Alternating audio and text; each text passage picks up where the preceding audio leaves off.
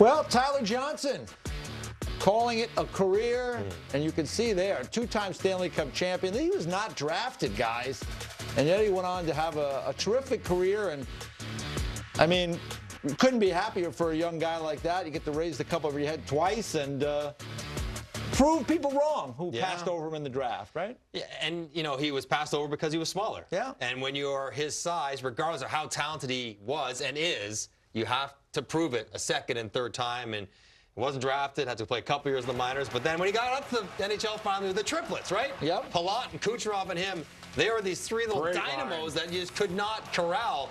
He was so good in those years with Tampa and had a really fine career. And, you know, it's never fun when you retire, but he will look back, two-time Cup winner, Daniel, and it's nothing but good stuff for a guy who maybe when he was 18 didn't think he'd have this kind of career.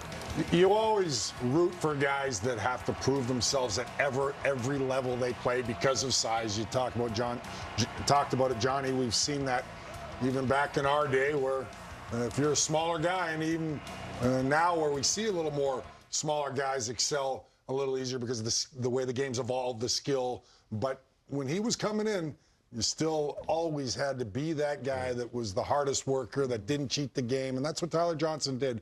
So I commend him for a great career and a couple of Stanley Cups.